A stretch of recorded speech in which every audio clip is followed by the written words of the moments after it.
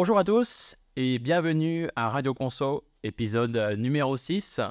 Radio Conso, maintenant vous commencez à être habitués, c'est une série de vidéos dédiées à la consolidation statutaire sur la plateforme unifiée CCH Tagetik, groupe Wolters Kluwer, avec à chaque fois la parole de l'expert sur un domaine particulier et derrière une courte démo pour montrer que CCH Tagetik répond bien aux enjeux du thème du jour. Je suis Arnaud Guérin, directeur des services CCH Tagetik France. Et pour ce 6e épisode dédié à l'élimination des provisions internes, j'ai le privilège d'être accompagné par Aymeric Grand du cabinet Adaptage Partners, associé fondateur même. Bonjour Aymeric. Merci, bonjour Arnaud. L'objectif de cet épisode, ça va être de passer en revue les attentes des groupes en termes d'élimination des provisions internes et pourquoi, qu'est-ce que sont ces provisions internes et pourquoi on doit les éliminer. On verra ça avec toi Aymeric. Et dans un deuxième temps, on verra ensemble la démo sur l'outil CCH Tagetik et je te demanderai ton avis à la fin de cet épisode. Mais peut-être tout d'abord, avant de voir ce point particulier d'élimination des provisions internes, peut-être tu peux nous présenter Adaptage Partners ? Oui, bien sûr. Alors, en quelques mots, Adaptage Partners est un cabinet nouvellement créé. On est vraiment un nouvel acteur sur le marché il y a moins d'un an, créé par deux associés, moi-même et Nawel Adjir, après plusieurs années passées au sein de cabinets de conseil, des big, et également dans les structures conseil de plusieurs éditeurs. Aujourd'hui, notre cœur de métier, c'est d'accompagner les directions financières des groupes sur tous leurs projets de transformation EPM. J'entends par EPM tout ce qui va toucher à la consolidation statutaire, le management reporting, à savoir le reporting de gestion, les cycles prévisionnels. Aujourd'hui, nous intervenons sur l'intégralité des phases des projets, à la fois sur la partie scoping, définition du besoin, le design, la réalisation, jusqu'au go live et même post-go live sur tout l'accompagnement de nos clients qu'on accompagne bien entendu dans le temps. Donc à la fois un volet expertise sur la consolidation statutaire et sur le FP&A pour tout l'implémentation des projets et l'accompagnement post-projet. Exactement, avec une double compétence métier-outil. Puisqu'on parle de la double compétence métier-outil, revenons sur le thème du jour, l'élimination des provisions internes. Ce que vous voyez à l'écran, c'est le positionnement de la plateforme unifiée CCH Tagetik, et comme le montre la flèche bleue, on se situe à ce niveau-là, au niveau de la partie Financial Close et consolidation, lorsque l'on parle de ce sujet d'élimination des provisions internes. Mais en gros, puisque vous êtes expert métier et outils, c'est quoi les provisions internes et pourquoi on doit les éliminer en conso et quel est l'avantage d'un outil comme CCH Tagetik ? Alors, avant de parler des provisions internes, on va peut-être revenir un petit peu sur ce qu'est une provision.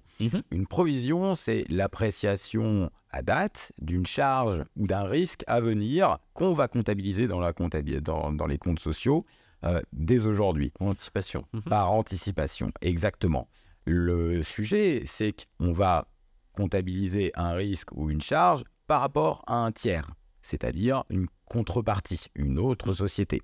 Alors, une provision est interne quand ce tiers fait partie du même groupe. Oui. Ça, c'est la problématique qu'on va avoir sur les provisions en consolidation. Typiquement, si je provisionne un risque client sur un client externe, il va de toute façon être avéré s'il se réalise dans le groupe. En revanche, si le client est un client interne, et d'où la notion de tiers, ce risque finalement reste au sein du groupe. Oui. Il convient donc en consolidation d'éliminer cette comptabilisation du risque dans la production du reporting group. Alors, la problématique et les enjeux pour un système de consolidation va résider dans finalement quel est le statut de ce tiers. Est-ce que c'est un tiers qui va être consolidé globalement avec finalement une élimination qui va être complète de cette provision puisque pour vulgariser, ce qui va sortir d'une poche rentrera dans l'autre. Donc, c'est le cas simple dans lequel on va éliminer. Là où ça devient un peu plus compliqué, c'est quand les détentions ne sont pas aussi marquées et qu'on va avoir une provision comptabilisée envers un tiers qui, lui, sera typiquement en intégration proportionnelle ou qualifié de mise en équivalence, c'est-à-dire avec une influence notable, mais pour lequel on ne va pas remonter dans les comptes du groupe l'intégralité du bilan. Bref, pour le système, la problématique va être de pouvoir comptabiliser cette provision avec un détail sur le tiers, c'est-à-dire avec qui on a réalisé cette provision, et ensuite de pouvoir faire l'élimination, à la fois l'élimination qui va être comptabilisée au bilan et la partie qui va être comptabilisée au compte de résultat. Donc l'enjeu pour un système comme Tagetic va être de pouvoir nativement, en fonction d'une déclaration, éliminer selon les bonnes méthodes à partir du périmètre de consolidation qu'on aura dans Tagetic et de pouvoir respecter les schémas comptables également nativement dans l'outil pour pouvoir réaliser cette élimination, bilan, résultat. D'accord. Et dans ce cadre-là, un atout particulier pour Tagetic? Alors, l'atout particulier pour Tagetic, c'est de pouvoir faire, dans un premier temps, une déclaration unique avec une capacité de gérer plusieurs périmètres de consolidation et des comportements différents. Ici. Le deuxième atout va être l'approche, j'allais dire, low-code de Tagetic. C'est-à-dire que tous ces traitements ne sont pas matérialisés par du code dans l'outil et donc vont être pré-packagés de manière lisible pour la communauté financière qui n'est pas forcément experte techniquement en termes de codage dans l'outil. Merci Émeric pour cette parole de l'expert. On voit justement maintenant la démo sur cette partie élimination des provisions internes en mode low code, comme tu viens de le dire, sur cette élimination de provisions internes. Nous allons matérialiser l'élimination des provisions internes dans Tagetic. Pour cet exemple, nous allons travailler sur l'entité EN00 Paris et sur le partenaire EN10 Marseille. Ces deux entités sont détenues à 100% dans le périmètre de consolidation et sont intégrées globalement. Nous avons saisi une dotation aux provisions de 800 € avec le partenaire EN Marseille pour un solde de 2000 sur l'entité EN Paris. Passons maintenant aux résultats en consolidation sur l'entité EN Paris. Nous pouvons voir donc en conso un solde de 1200 sur le compte de autres provisions pour risques non courants sur l'entité EN Paris. Si nous effectuons un drill down sur ce montant, nous apercevons qu'une catégorie a été générée pour moins 800. Cette catégorie d'élimination autres provisions intragroupe correspond à l'élimination de la déclaration saisie avec le partenaire. Regardons plus en détail les lignes générées par ce traitement. Nous voyons bien l'élimination sur le compte de passif provision pour risque sur la catégorie d'élimination ainsi que sa contrepartie au PNL sur le compte de reprise aux provisions. Nous allons voir maintenant le traitement qui a généré cette élimination. Ici, nous retrouvons ce traitement. Nous pouvons donc regarder les comptes sélectionnés ainsi que les catégories sélectionnées. Ici, nous retrouvons donc tous les comptes qui ont été sélectionnés pour générer ce traitement.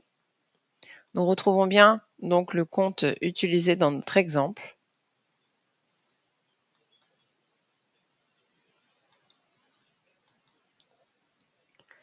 Ainsi que la catégorie utilisée dans notre exemple et la catégorie générée à la suite de cette élimination.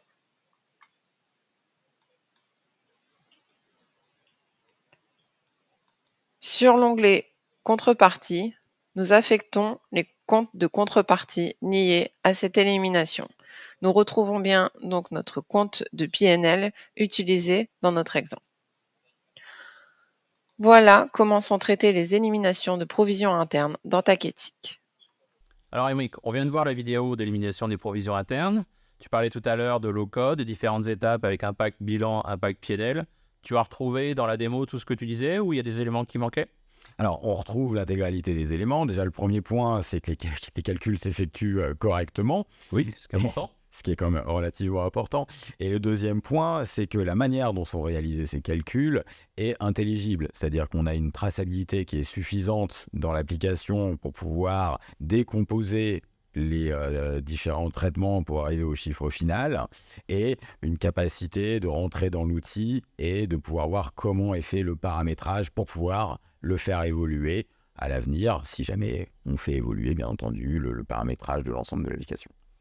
Merci Émeric, je retiens donc une élimination des provisions internes simple, qui fonctionne et dont on peut lire le code. C'est ce qui conclut notre épisode 6 dédié à ces éliminations des provisions internes. Merci Émeric. La semaine prochaine, on se retrouve pour l'épisode 7 lié et dédié aux éliminations de titres de participation avec notre partenaire Agile Advisory. Bonne semaine à tous et à la semaine prochaine. Au revoir. Au revoir Émeric. Au revoir Arnaud.